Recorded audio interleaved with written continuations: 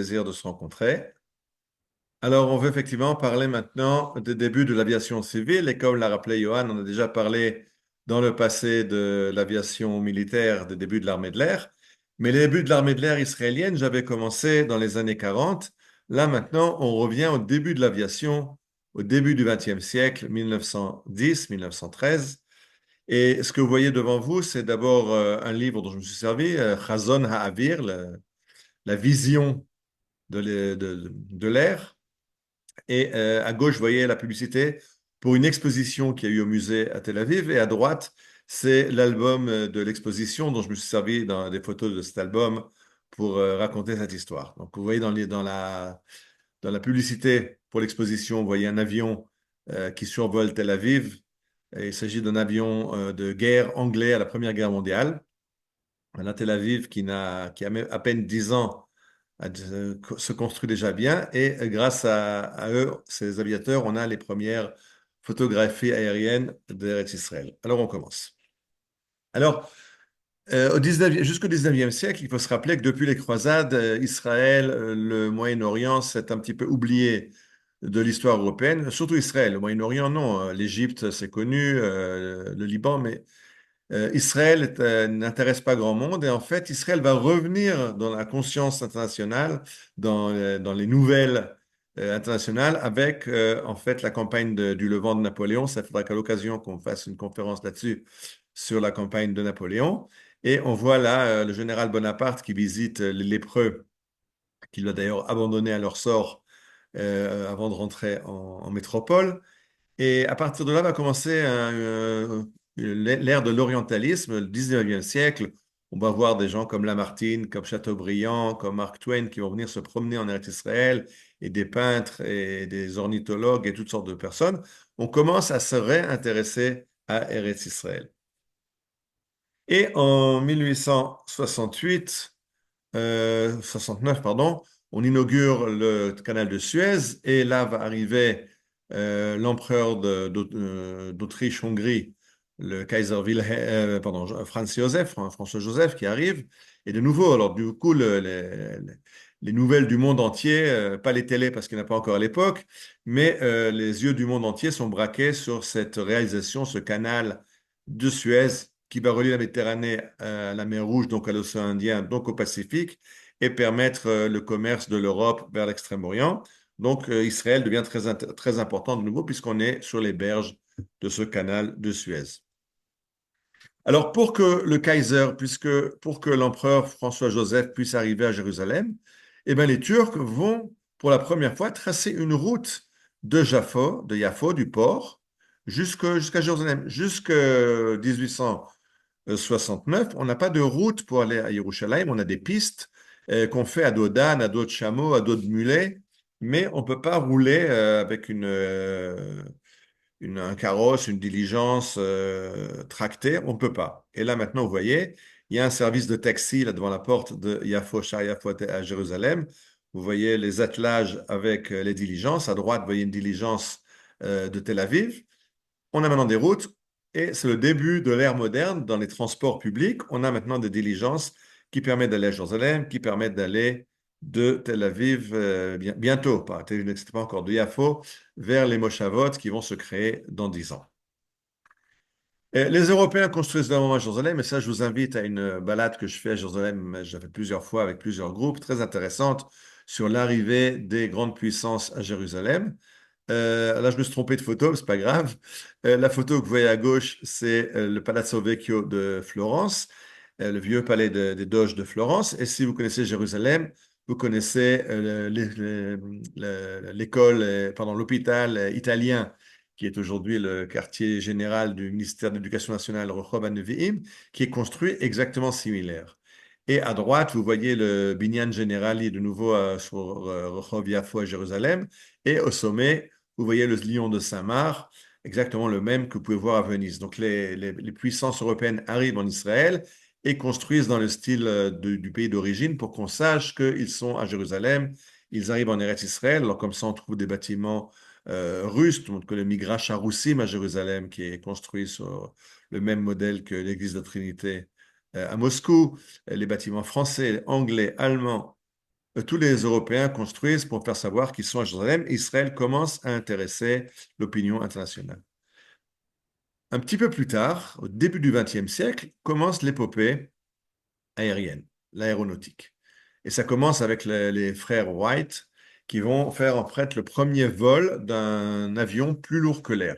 On avait déjà eu des montgolfières, des ballons qui marchaient à l'air chauffé, ça volait, ça pouvait voler. C'était plus léger que l'air. Et là maintenant, le but est de voler avec des avions plus lourds que l'air. Et les premiers qui ont fait ça, ce sont les frères Wright qui vont commencer d'abord à voler pendant 12 secondes, et puis après à 59 secondes, et voilà, on commence à arriver à voler et à prendre l'air. Celui qui va être un des premiers les plus célèbres, bien sûr, c'est Blériot. Blériot, vous voyez son avion, le Blériot 6, qui traverse la Manche de Paris pardon, de Douvres à Calais. Il arrive à survoler cette voie d'eau, 36 minutes et demie de vol, et il rejoint l'Angleterre à la terre ferme. Blériot, un des pionniers de l'aéronautique, et ça se passe en 1909. En 1909, et il faut attendre encore 4 ans. Dans 4 ans, 1913, le club aéronautique français va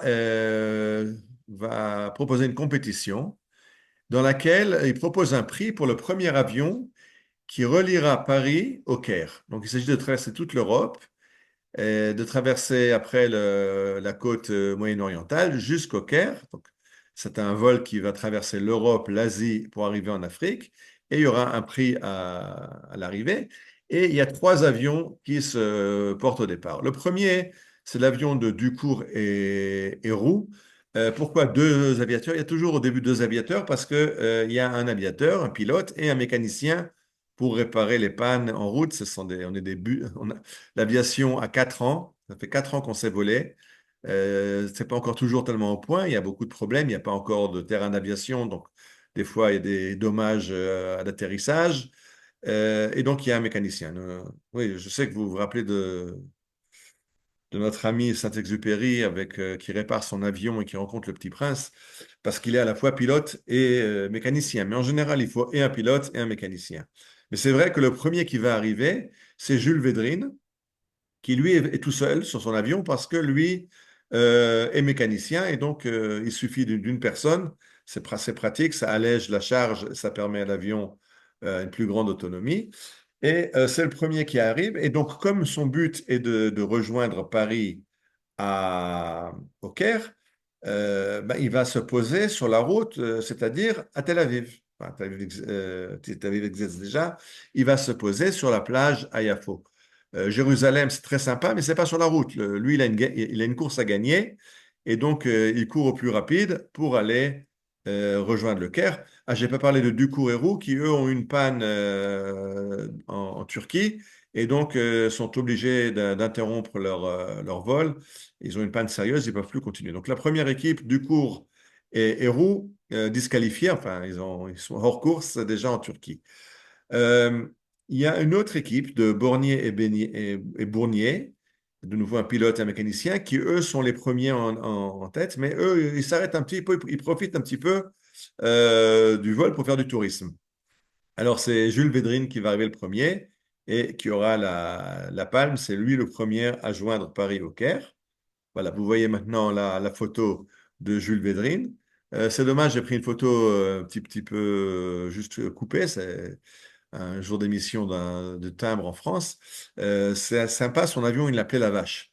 Ce qui fait qu'au départ, j'avais pensé appeler cette émission, cette conférence des vaches dans les cieux d'Eretz Israël. Donc la vache, c'est l'avion de Jules Védrine, et c'est donc le premier qui arrive à Yafo, et de là continue. Et qu'est-ce qui se passe avec Marc Bounier et son mécanicien Joseph Bernier? Ben eux, ils se sont rendus compte qu'ils ont été doublés par Védrine. Oui, parce qu'ils ont fait un peu de tourisme en route. Et, par exemple, quand ils étaient au Liban, ils ont emmené le consul, pardon, l'ambassadeur de France faire une balade en avion au-dessus des montagnes libanaises. C'est tout nouveau, hein, les avions. Alors, un baptême de l'air, ça ne se refuse pas. Et eux, ils font aussi du public relation, donc ils ont emmené l'ambassadeur, mais avec ce tourisme, ils se mettent en retard et laissent la palme à Jules Bédrine. Mais comme ils voient que quand ils arrivent à Yafo, on leur annonce qu'ils ne sont plus les premiers, que Jules Bédrine est déjà passé par là et qu'il a continué, et que donc ils ont perdu la course. Alors ils sont bons joueurs, ok, on a perdu la course, mais alors si déjà, ben, on peut faire du tourisme et aller à Jérusalem. Et donc, ils redécollent. Et avant d'arriver au Caire, ils vont aller se promener à Jérusalem. Alors, je ne sais pas si vous arrivez à voir la photo. La photo n'est pas géniale. Mais si on arrive à voir, attends, je vais vous montrer avec la souris, peut-être. Si vous voulez avoir ma souris sur l'écran. Voilà, la souris, là, elle montre l'avion. L'avion. Si vous regardez à gauche, c'est dur à voir, mais zut, c'est très dur à vous montrer. Voilà. Là où la souris maintenant, c'est le mont du Temple, c'est le dôme doré. Si je regarde à droite, sous l'aile droite, alors, on peut voir Augusta Victoria les deux, l'église de l'Ascension sur le mont des Oliviers. Donc, si je vous pose la question, habitant de Jérusalem, d'où on a une vue comme ça, où sur la droite, on voit le mont des Oliviers, et sur la gauche, on voit le mont du Temple avec le dôme du Rocher, dans quel champ s'est posé l'avion? Enfin, je pose autrement. Où c'est qu'il y a des champs à Jérusalem en 1913?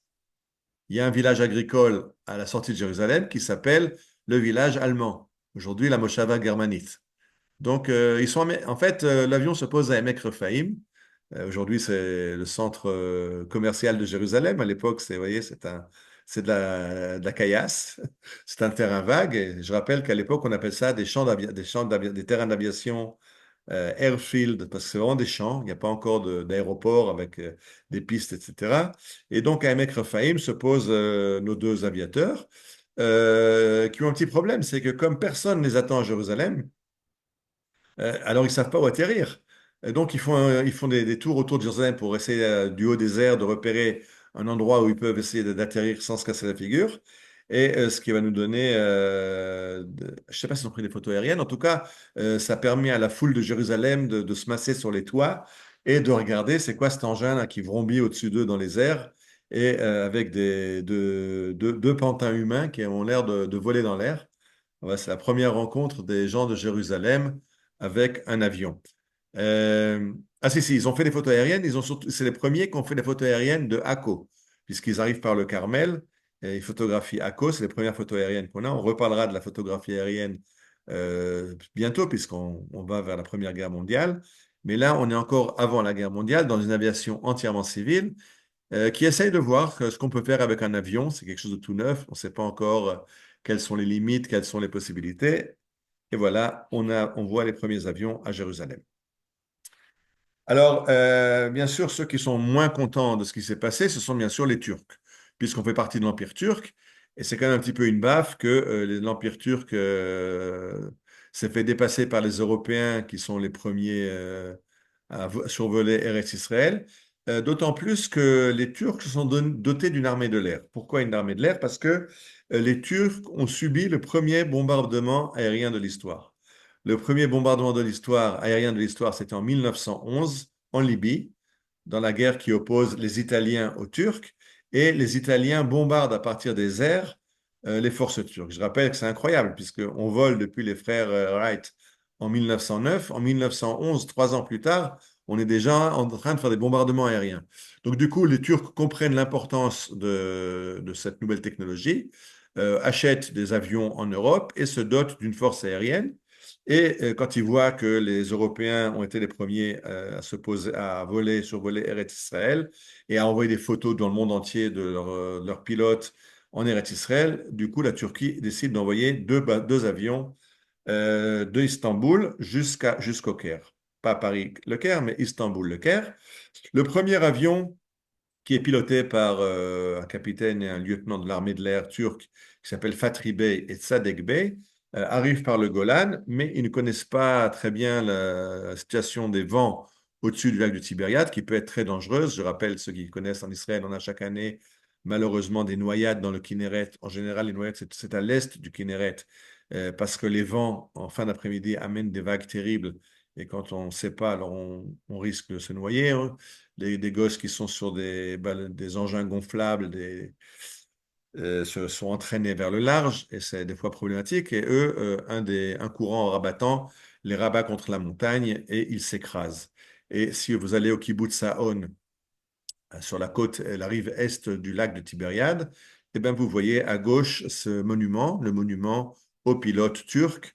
C'est un monument qui a été érigé par les Turcs à l'époque, bien sûr, et qui est entretenu, il a été bien sûr rénové avec le temps, et il appartient à la Turquie. La Turquie vient, l'entretien et le jardin qu'il y a autour, et chaque année, il y a une cérémonie du souvenir. Pour comprendre ce que sont des aviateurs en 1913, 14, il faut comprendre, ce sont des célébrités et Fathri Bey et Sadek Bey sont enterrés à côté du mausolée de Saladin à Damas. C'est-à-dire que Saladin, c'est le grand champion de l'islam, c'est le vainqueur des croisés, un des plus grands guerriers de l'islam, et ces deux aviateurs sont enterrés à côté de lui à Damas. Bien sûr, les Turcs n'en restent pas là, ils envoient un autre avion qui va lui arriver. Ils font attention, ils ne s'approchent pas trop de la pente du Golan. Ils arrivent jusqu'à Yafo. Ils se posent sur la plage de Yafo. Ils sont accueillis par le gouverneur turc de Yafo. Il y a une grande fête, c'est l'euphorie, jusqu'au lendemain. Parce que le lendemain, ils décident de décoller. Ils décollent, tout le monde applaudit. Il tourne l'avion vers la mer, il s'écarte de la côte et à quelques centaines de mètres de la côte, l'avion pique du nez et s'écrase dans la mer. On récupère l'avion, on récupère aussi les aviateurs. Un est blessé, l'autre n'est pas blessé, mais ils ne rejoindront pas le Caire, ils se sont abîmés dans la mer près de Yafo. Alors, tout ça, c'était le début de l'aviation civile avant la Première Guerre mondiale. Maintenant commence une guerre mondiale. Une guerre mondiale, c'est-à-dire qu'une guerre qui commence en Europe et qui oppose les empires, l'Austro-Hongrie, l'Allemagne à la France et l'Angleterre, plus tard, et à la Russie. Plus tard vont se joindre beaucoup d'autres. Et le terrain des combats s'étend à la Turquie qui rejoint le camp des empires centraux.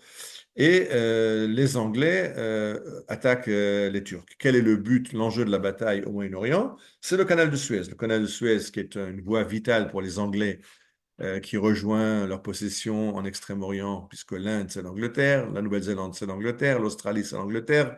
Donc le canal de Suez est vital pour les Anglais. Ils vont donc engager des troupes pour se battre et prendre le canal de Suez aux Turcs, les deux rives. Donc il faut qu'ils prennent Eretz Israël. Pour la même raison, les Allemands veulent empêcher les Anglais de réussir cette prouesse. Et donc, les Allemands vont seconder les Turcs et envoyer des forces en Eretz Israël pour aider les Turcs, à tel point que le commandant du front d'Eretz Israël de l'armée turque, c'est un général du nom de Kress von Kressenstein. Comprenez que Kress von Kressenstein n'est pas né à Istanbul, ni même à Ankara. C'est pas encore l'époque d'Ankara, mais c'est pas important. C'est pas un Turc, c'est un Allemand. Les forces turques sont sous commandement allemand, et le but, c'est d'empêcher les Anglais de traverser le canal de Suez et de prendre Eretz Israël. Ah, j'ai oublié encore une petite chose, un petit détail. Une fois que l'avion turc s'est écrasé dans la mer près de Yafo, alors il y a une souscription pour offrir un avion à l'Empire turc. Ça coûte cher, il n'y en a pas encore beaucoup, il faut les commander en Europe, etc. Et les Juifs d'Eretz Israël veulent montrer combien ils sont des sujets loyaux du sultan Abdelhamid.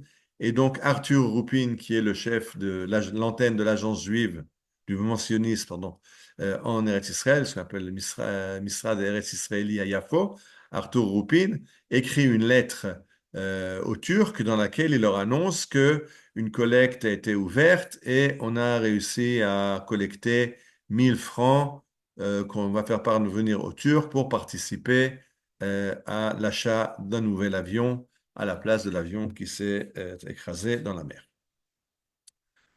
Et on arrive donc maintenant à la Première Guerre mondiale. Et la Première Guerre mondiale, vous voyez, cet avant pastoral, la photo qui est à gauche, vous voyez le lac de Tibériade avec une caravane de chameaux. Ça, c'est ce qu'on pouvait voir jusqu'en 1914. Mais juste au-dessus des chameaux, vous pouvez voir un avion, un biplan. C'est un avion de guerre allemand qui survole le lac de Tibériade. À droite, vous pouvez voir les déboires de l'aviation allemande, c'est-à-dire l'image en haut à droite. Vous voyez un biplan qui s'est renversé à l'atterrissage. Vous voyez, il est à l'envers. Donc, il a raté son atterrissage. C'est des choses qui arrivent à l'époque et plus souvent qu'on ne le pense. Et la photo en bas à droite, ça, c'est un autre avion de la même escadrille bavaroise qui a fait une rencontre problématique avec un avion de guerre anglais. Il a été touché et il a brûlé. Alors, vous voyez la carcasse calcinée de l'avion allemand.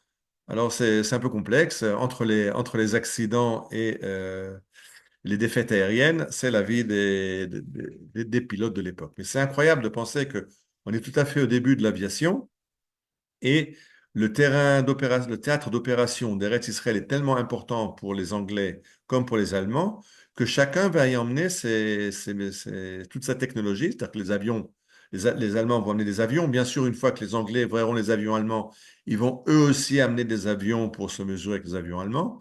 Les Anglais engageront des tanks qu'ils viennent d'inventer pour écraser les tranchées allemandes en France.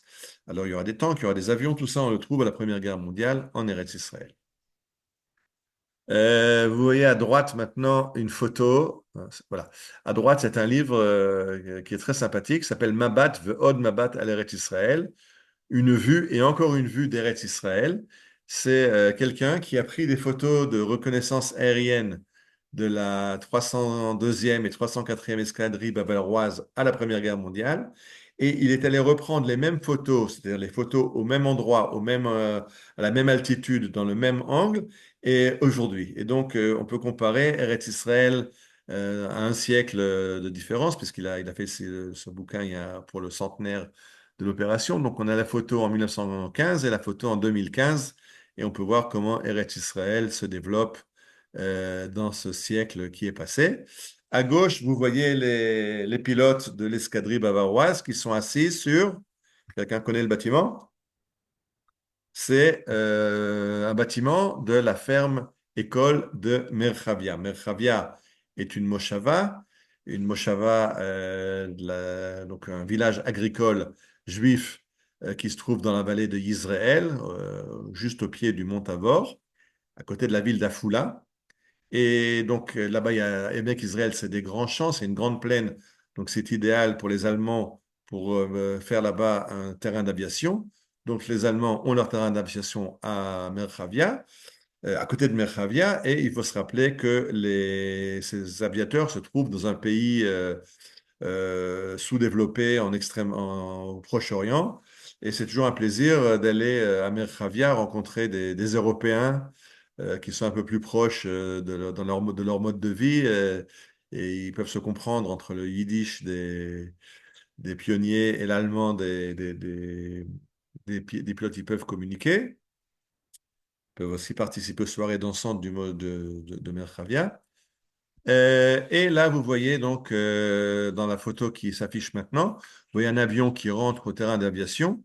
Juste devant vous à gauche, plus proche de nous, ce sont des tentes qui font partie de la base aérienne allemande. Et au fond du paysage, vous voyez le mont Tabor. Et au pied du mont Tabor, vous voyez le village de Merchavia. Donc on voit vraiment la base aérienne et Merchavia. C'est à 2 kilomètres l'un de l'autre et c'est très facile d'aller de l'un à l'autre et les avions décollent et atterrissent dans la vallée d'Israël. Euh, le problème des aviateurs allemands, c'est qu'ils ont soif. Et une bonne bière fraîche, ce serait la bienvenue. Mais où trouver une bonne bière fraîche dans Eretz Israël des années 1915, pardon. Et alors, il se trouve que les Turcs ont construit une ligne de chemin de fer. J'ai fait une conférence il y a 2 ans sur l'ânesse du sultan, c'était le nom de cette ligne de chemin de fer qui allait depuis Haïfa, depuis le port de Haïfa, traverser la vallée de Yisraël, aller jusqu'à Tibériade et de là monter, pas jusqu'à Tibériade, jusqu'au lac de Tibériade, jusqu'à Tzemar, et de là monter sur le Golan vers Daraa en Syrie, et de là se brancher sur la ligne du Hijaz qui rejoint Istanbul à la Mecque.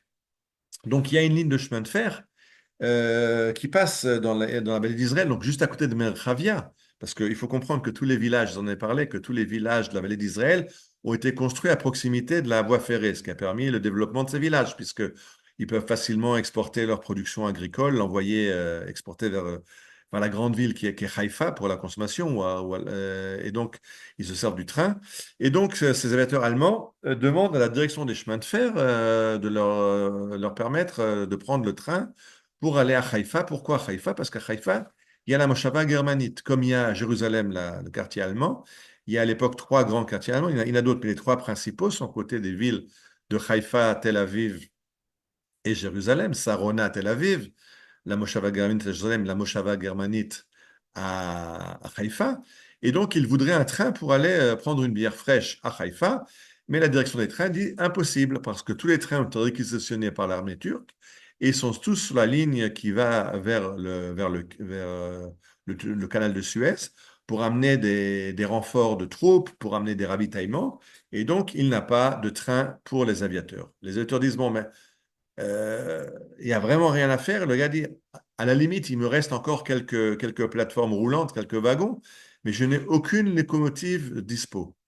Et alors, Baruch Katinka, qui est un juif, qui est l'ingénieur en chef des chemins de fer turcs de l'époque en Eretz Israël, va dire, j'ai une idée. Il demande au commandant de la base aérienne, est-ce que vous auriez par hasard un moteur d'avion disponible? Et regardez l'image, vous voyez un wagon de chemin de fer. Du côté gauche à l'avant, vous voyez une hélice d'avion avec un moteur d'avion. Ils ont monté un moteur d'avion avec hélice sur le wagon. Ils ont mis des bancs sur le wagon et les aviateurs peuvent s'asseoir. Et comme ça, propulsé, tiré par l'hélice de l'avion, le wagon est capable d'arriver jusqu'à Haïfa et de les ramener après à Merkhavia. Alors, c'était le début des avions-trains, des trains-avions, je ne sais pas comment appeler. Baruch Katinka, d'ailleurs, a été remercié de cette idée géniale par un blâme. Le directeur général des chemins de fer lui dit, c'est pas comme ça qu'on fait du chemin de fer. Un chemin de fer, ça se fait, il y a des règles. C'est quoi ça de mettre des moteurs d'avion sur un wagon? D'après les témoignages de l'époque, ce wagon a battu les records du monde de vitesse sur rail en dépassant les 100 à l'heure. Bon, le problème, c'était de le freiner après le train quand il arrivait à Haïfa. Et à droite, dans la photo de droite, vous voyez donc des aviateurs sur un de leurs avions. Et à gauche, vous les voyez en train de s'amuser et de jouer de la musique dans la ferme de Merkhavia. Donc ça, c'est les aviateurs allemands dans la vallée de Israël. Il y aura d'ailleurs un timbre qui raconte cette épopée. Vous voyez un timbre, l'enveloppe de premier jour. À droite, vous voyez le timbre avec l'aviateur à côté de son biplan. Et à gauche, la grange de Merkhavia qui servait aussi de salle des fêtes, salle de danse, etc. Donc, c'est sympa de voir que l'enveloppe du premier jour d'émission ne montre pas les avions avec la base aérienne, mais les avions avec Merkhavia, parce que oui, les aviateurs passaient du bon temps à la ferme. Alors, les Allemands, j'ai dit, étaient commandés par Kress von Kressenstein. Les forces du sud d'Israël qui doivent bloquer les Anglais sont commandées par un général qui s'appelle von Falkenhayn. Mais comme Falkenhayn n'arrive pas à empêcher les Anglais de prendre Beersheba, il est démis de ses fonctions et à sa place est nommé un autre général, Otto von Sanders.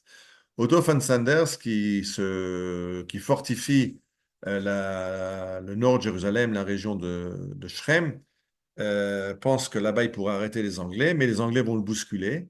Et quand il bat en défaite, il bat en retraite vers Damas, en fait, il va être bombardé par les avions anglais.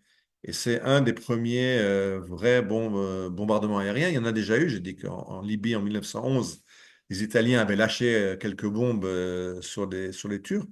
Mais là, c'est vraiment un bombardement aérien dans les règles.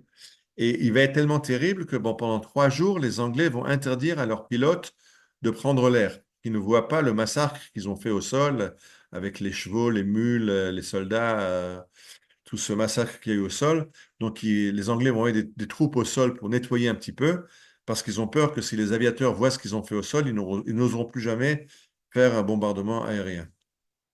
Donc voilà, on a aussi la primeur, non seulement des premiers avions qui viennent prendre des photos aériennes ou pour faire de la propagande pour leur pays en Israël, mais on a aussi le premier bombardement aérien en Israël, dans la vallée, à côté de Farah, au nord de Shrem.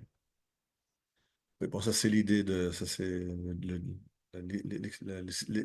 l'histoire de ce bombardement.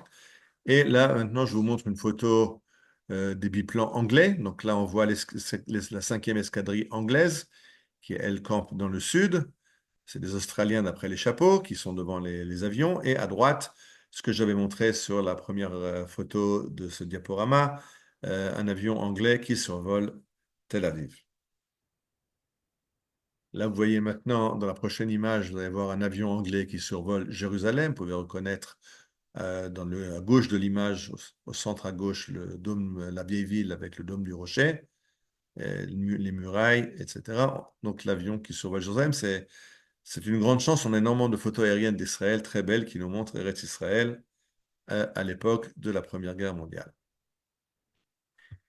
La guerre est finie et maintenant on revient à l'aviation civile. Et j'ai réussi à trouver sur Internet, c'est incroyable ce qu'on trouve sur Internet, j'ai réussi à trouver les horaires de la ligne de Imperial Airways, donc c'est l'ancêtre de British Airways, ça s'appelait Imperial Airways à l'époque où l'Angleterre était un empire. Et vous voyez la ligne, c'est England, India, Australia Services. Ça part d'Angleterre, ça continue vers l'Inde et ça finit en Australie. Donc c'est un vol assez long, c'est un vol de plusieurs jours. Et vous avez vraiment les décollages et atterrissages. Alors, je vous le lis dans la colonne à gauche en haut. On part de Londres en train jusqu'à Southampton. De Southampton, on prend un hydravion qui vous amène à Marseille. De Marseille, vous allez jusqu'à Rome. De Rome, vous allez à Brindisi. De Brindisi à Athènes. D'Athènes à Alexandrie. Et d'Alexandrie, vous arrivez le deuxième jour, au soir, à Tibériade. Et oui, à Tibériade. Où est l'aéroport de Tibériade? Vous le voyez à droite, c'est le lac de Tibériade. Ce sont des hydravions qui se posent sur le lac de Tibériade. De là arrive une barque qui récupère les gens, les emmène à l'hôtel Imperial. La compagnie a acheté un hôtel au bord du lac et vous passez la nuit là-bas parce que c'est un voyage de plusieurs jours. Et donc, on va dormir la nuit à Tibériade à l'hôtel. Le lendemain matin, on reprend la barque, on réembarque dans l'avion et on redécolle direction la Syrie. Vous avez la suite du vol, Basra, Bahreïn, et on finit par arriver en Inde et en Australie. Alors, c'est quand même incroyable de penser que un des premiers terrains d'aviation international, aéroport international, c'était le lac de Tibériade. Bien sûr, à l'époque, les gens ne font pas encore tellement de voyages en avion. Il n'y a pas le low cost. Même les avions, cet avion-là que vous voyez sur le de Havilland que vous voyez sur l'image peut emporter une vingtaine de passagers. Donc, c'est réservé à la haute administration anglaise, les lords assez riches pour se permettre le périple.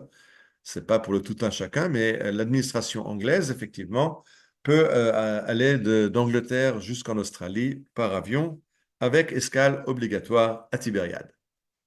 Voilà, vous voyez une autre photo maintenant que j'affiche. Où on voit l'avion sur le lac. Derrière, vous voyez le plateau du Golan. Et ça, c'est déjà un peu plus tard. Ça, c'est déjà des années 1930. Vous voyez que l'avion est déjà beaucoup plus grand. C'est déjà un quadrimoteur qui peut déjà emmener pas mal de monde. Mais toujours encore, vous voyez l'avion et vous voyez sur sa gauche la barque à moteur qui vient chercher les passagers pour les amener sur le quai et ils vont passer la nuit à l'hôtel à Tibériade. C'est pas seulement le lac Tibériade qui devient un aéroport. Là, vous voyez un couple très souriant. Derrière eux, vous voyez un avion sur le lac. Mais cette fois-ci, ce n'est pas le lac de Tibériade, c'est la mer Morte. Et regardez la photo à droite, British Overseas Airways, Kalia Marine Airport Dead Sea, c'est l'aéroport de Kalia sur la mer Morte. Alors, il y a aussi possibilité d'aller par la mer Morte. Il y a des raisons à ça, vers l'Égypte, etc. Il y a un arrêt sur la mer Morte et on peut arriver. La mer Morte, c'est très sympa, c'est important, quoi. C'est le lieu le plus bas du monde. C'est très touristique. C'est sympa d'aller la voir dans cette mer où on flotte sans couler. Je rappelle que déjà à Rome, il y avait des dépliants touristiques. Enfin, je ne sais pas si c'était des dépliants, parce que c'était plutôt gravé sur des pierres, qui disaient allez visiter la Judée, ce pays où il y a une mer où on ne se noie pas.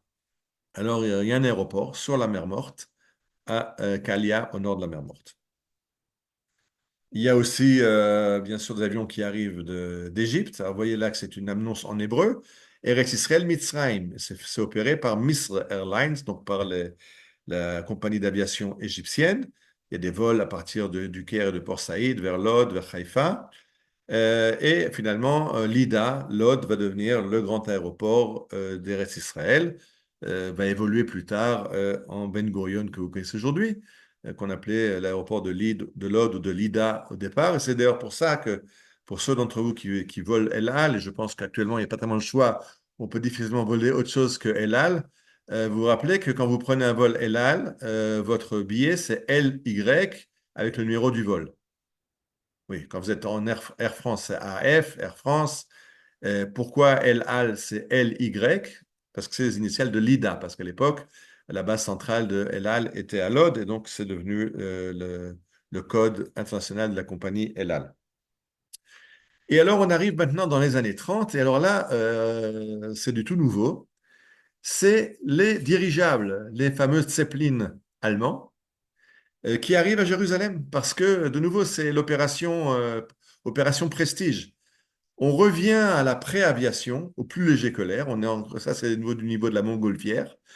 On a des avions, mais ça, le Zeppelin peut emmener beaucoup plus de personnes qu'un avion parce qu'il est léger, comme il est gonflé à l'hélium. Dans la nacelle, on peut amener plus de gens. L'autonomie est très grande parce qu'il a besoin de carburant uniquement pour avancer. Mais pour se tenir en l'air, c'est l'hélium qui fait ça. Et donc, il y a une nacelle avec un hôtel à l'intérieur. C'est restaurant luxe, cabine de luxe. Donc, ceux qui veulent voyager en grand luxe, c'est le Zeppelin. Et pour montrer que les Allemands sont à la pointe du progrès, bien sûr, le Zeppelin va arriver à Jérusalem. Et vous voyez la photo du Zeppelin. En dessous, vous voyez les dômes de Jérusalem et les églises de Jérusalem et le mont des Oliviers qui est en arrière-plan. Et annonce dans le journal, attention, attention, le Zeppelin va arriver à Jérusalem, il va nous envoyer un colis de postal et celui qui le ramène aura un prix. Donc, attrapez le colis postal et ramenez-nous-le au siège du journal. Je vous ai mis encore quelques photos du Zeppelin. Dans la photo suivante, vous voyez à gauche, ça passe pas. Ah, mais ça c'est arrivé. Donc, vous voyez à gauche le Zeppelin au-dessus de la vieille ville de Jérusalem, l'église du Sauveur, et à droite, une peinture d'un grand peintre israélien, Reuven Rubin. Ça, c'est un autoportrait de Reuven Rubin. Il aime beaucoup des autoportraits, avec en fond la mer à Tel Aviv et dans le ciel, le fameux Zeppelin qui arrive en Eretz Israël. Dans ces années, les années 30, va être la grande offensive charme de l'aviation. Il y aura des meetings aériens à droite, des expositions aériennes. Pour la publicité, vous pouvez acheter des cigarettes qui ont un logo d'avion et en plus de l'image de l'avion sur le paquet de cigarettes. Alors vous avez la publicité, c'est un aviateur, c'est les héros de l'époque. Achetez, vous pourrez rêver d'être un aviateur. On prend des photos de famille, voilà, dans des photomontages avec un avion en carton là, chez le photographe pour envoyer aux amis. Et il y a toutes sortes d'expositions, de réunions. On essaie de promouvoir l'aviation en Eretz Israël. Et alors, il y a quelqu'un qui est un grand visionnaire sioniste qui s'appelle Pinchas Rothenberg. C'est le gars qui a électrifié Israël. C'est-à-dire que c'est le gars qui a construit les premières centrales électriques en Israël. Et lui dit il faut se doter d'une compagnie aérienne. Et il va convoquer deux personnes et va créer la Palestine Airways Limited. Et donc, c'est les débuts d'une compagnie d'aviation juive. Voilà, les Juifs sont aussi maintenant dans les airs. On a une compagnie bon, ils ont deux avions, c'est pas énorme, mais vous pouvez prendre l'avion juif dans les cieux d'Eretz Israël. Là, vous voyez des publicités maintenant qui vont s'afficher à gauche. Vous voyez l'avion de Palestine Airways avec le chameau et la gutiérrette en dessous. Venez avec Palestine Airways, c'est très touristique et très folklorique.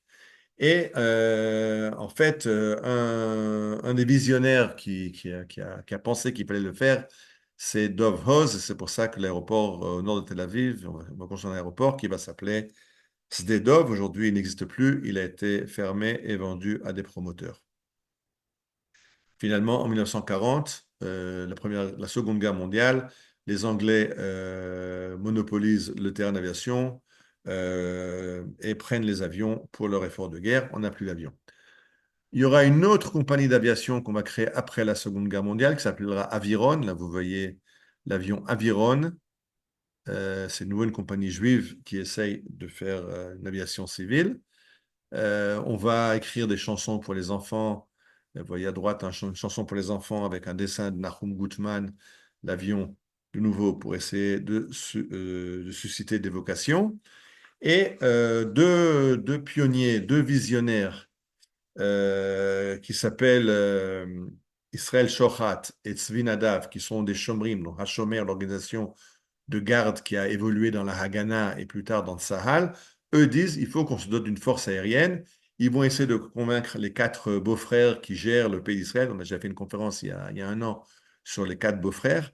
Eliaou Golom, qui était le commandant de la Haganah, et son beau-frère Dov Hoz. Et Golom était très très froid par rapport à l'idée de faire une armée de l'air, mais Dov Hoz va aider à faire une armée de l'air. C'est pour ça que je viens de le dire. Le premier terrain d'aviation de Tel Aviv s'appelait Sde Dov, qui est Dov Hoz, qui est mort jeune dans un accident de voiture. Le terrain portait son nom. Et maintenant, il faut gagner les jeunes à l'aviation. Et donc, on leur fait construire des modèles réduits à l'école.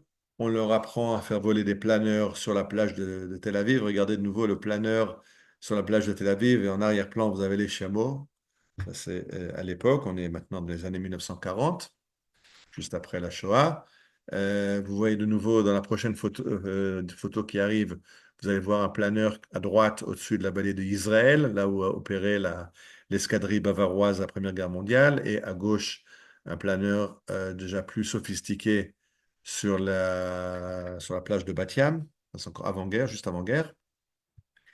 Et pour ceux qui étaient avec moi en balade dans le quartier de Mekor Chaim, alors, je vous avais dit que dans la pension Rosenbaum à Mekor Chaim a été construit le premier planeur de la future armée de l'air d'Israël, puisque Harry Jabotinsky, le fils de Zeev Vladimir Jabotinsky, le chef du Bétar, des révisionnistes.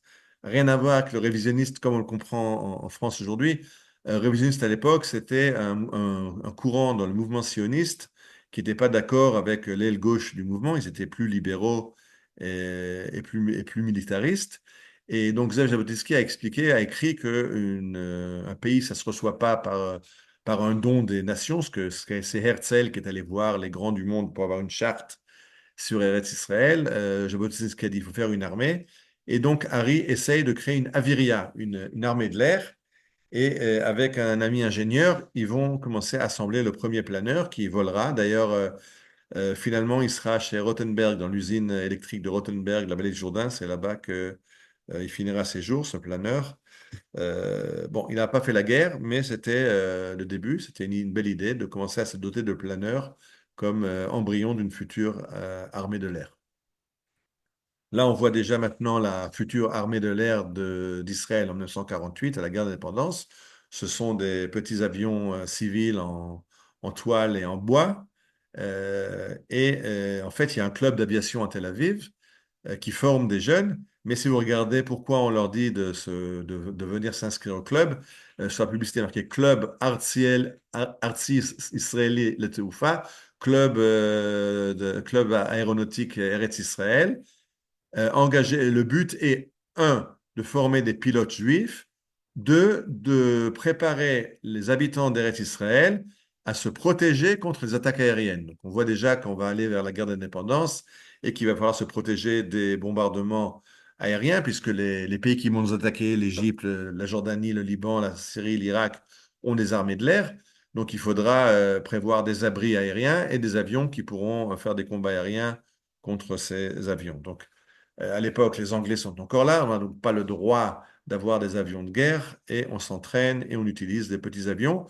J'en ai parlé dans la conférence sur le début de l'armée de l'air, qu'ils ont été très importants parce qu'ils ont servi à ravitailler les villages isolés, mais ils ont aussi servi à transporter des blessés, évacuer des blessés graves ou amener des munitions ou du ravitaillement très important, du plasma sanguin, etc. Donc, ils ont eu leur de gloire et on a même fait des avions de combat.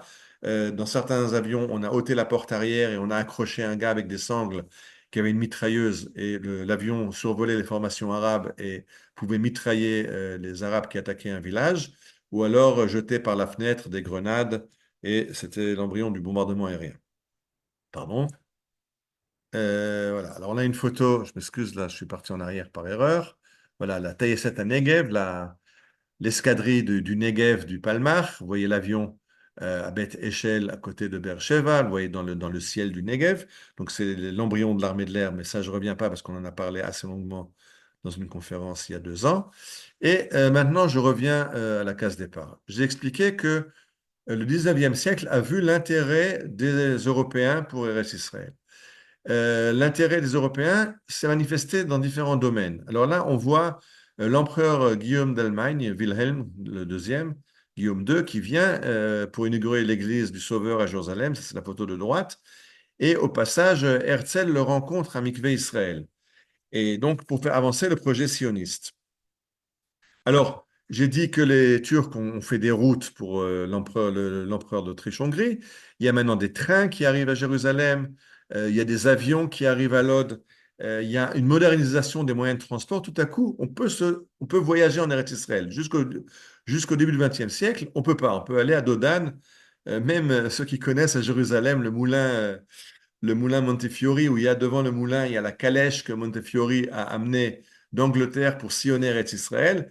C'est très joli comme histoire, c'est très vrai qu'il a amené la calèche. La seule chose qu'on ne vous raconte pas, c'est qu'il n'a pas pu s'en servir parce qu'il n'y a pas de route pour la calèche.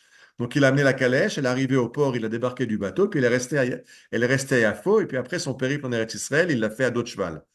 Donc il n'y a pas de route. Donc là maintenant, on parle au XXe siècle où il y a déjà des routes et des chemins de fer et des avions. Et ça me ramène maintenant à l'idée qui me trottait derrière la tête, la raison pour laquelle j'ai fait cette conférence. C'est un verset de Yeshayahu. Donc Yeshayahu, Isaïe, qui est le prophète du retour d'Israël, le prophète qui nous raconte le retour d'Israël, nous raconte dans un verset, nous dit dans un verset au chapitre 60, donc c'est vraiment la fin du livre, Mi ele ka'avt ufena v'chayonim el arubotehem. Qui sont ceux-là qui s'envolent comme les nuages portés par le vent et comme les pigeons qui rentrent vers leur nid. Donc c'est d'abord intéressant que le retour d'Israël en Israël se fait par les airs, comme les nuages ou comme les colombes.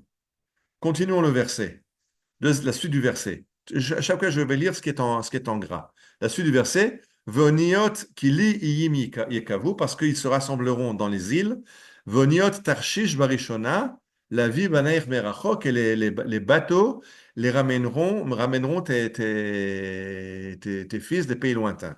Alors là, on a deuxième partie du 19e siècle, le début des navires à vapeur qui arrivent à Yafo et qui amènent des pèlerins chrétiens, mais aussi des juifs qui rentrent au pays. Et je rappelle que jusque dans les années 70, une grande partie de la l'IA et du retour en Eretz Israël se fait par bateau. Ishayahu nous l'a dit. Après nous avoir parlé du vol dans les nuages, on nous parle des bateaux. Et la suite du verset, de nouveau, regardez ce qui est marqué en gras. Uvanu bnei nechar chomotaich, et les nations reconstruiront tes murailles. Umalchem et chartounech, et ils te serviront. Kitzpir ikitir ubirtzanir ichamtir, parce que je t'ai frappé dans ma colère, mais je te ramène dans ma mansuétude.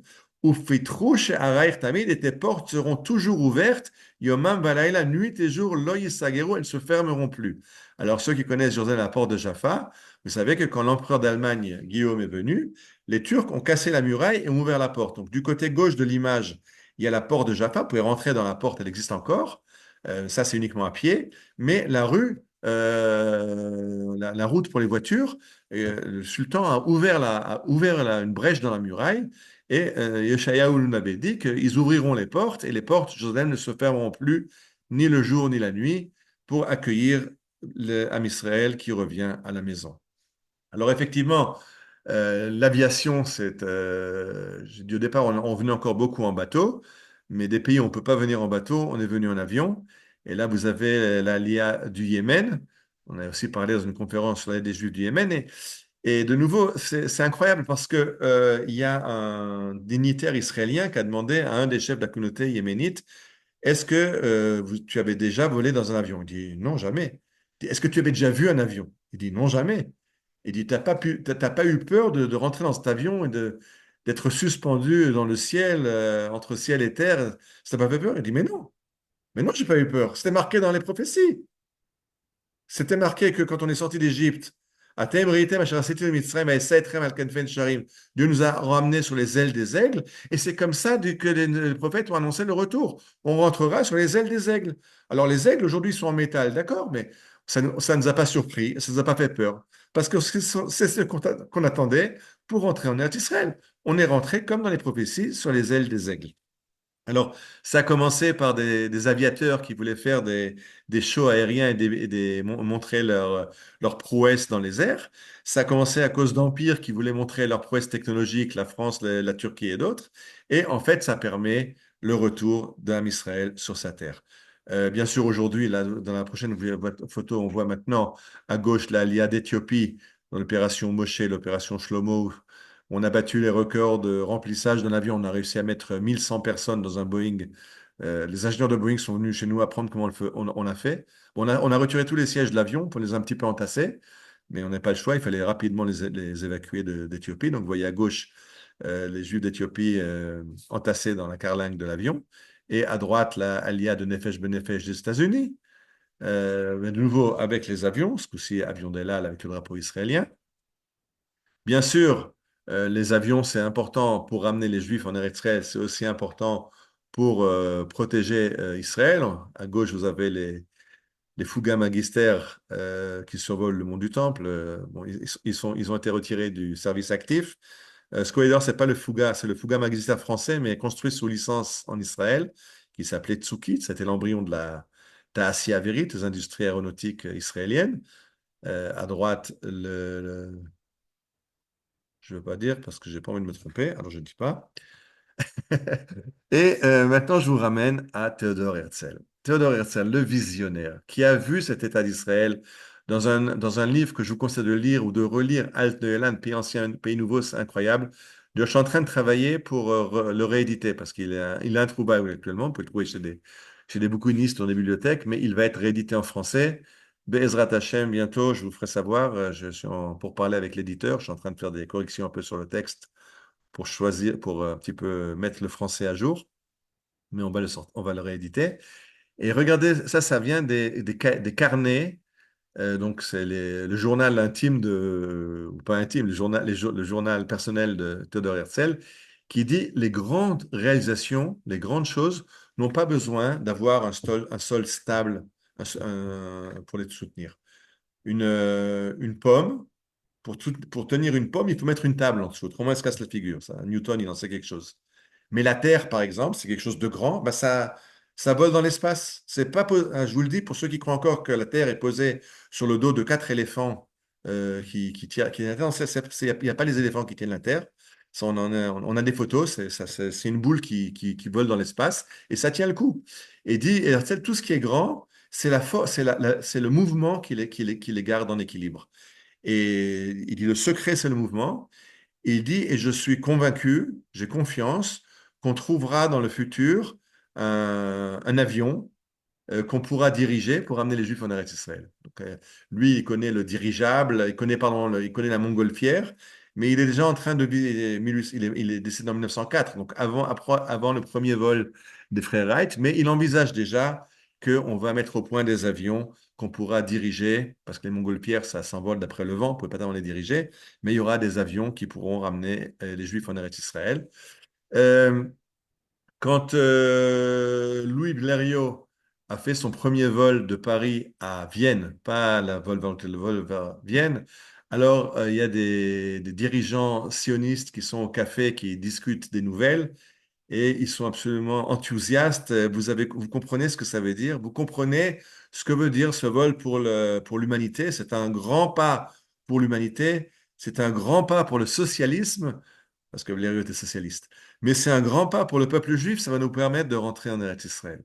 Donc il y a déjà des leaders sionistes qui ont, au début de l'aviation, Théodore Herzl en avait parlé, mais les leaders sionistes comprennent regardez la dernière phrase, Nitachnu et hakesher sheben ha'imtza technologית hachadasha leben atid hayehudi, le lien entre l'avancée technologique et le futur du monde juif. Donc, l'aviation va être le moteur du retour, et je viens d'en parler, le moteur qui a ramené les Juifs au pays et le moteur de l'armée de l'air qui, malgré les erreurs de Simchat Torah l'année dernière, travaillent dur à la défense du peuple d'Israël. Et pour finir, parce que je sais que ces derniers temps, quand je parle avec des gens, on est un petit peu, qu'est-ce qui se passe, où on va, on ne sait plus où on en est, on a un petit peu peur.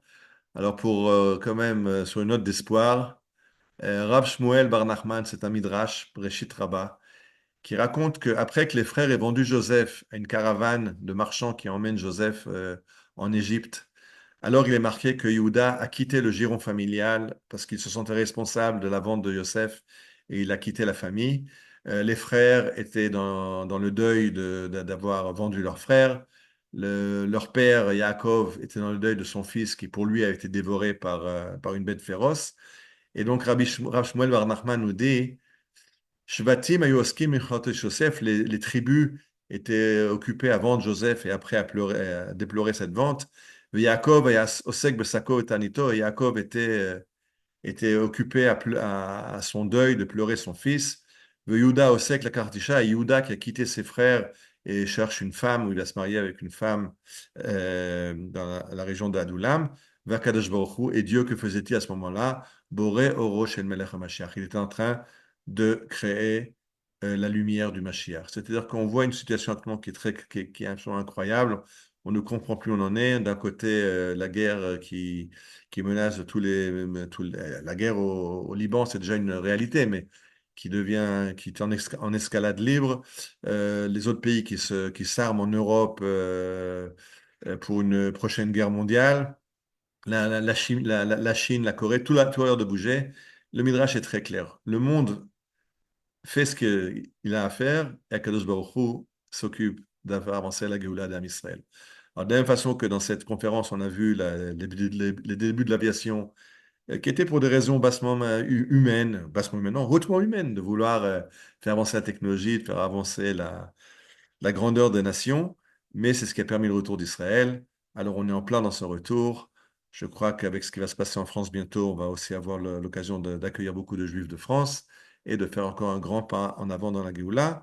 Et la guerre, Akadosh Baruch Hu, Baal Milchamot, on le dit chaque matin à la Tefila, les guerres sont gérées par Akadosh Baruch Hu et on prie pour qu'il nous la fasse la moins complexe possible. Voilà.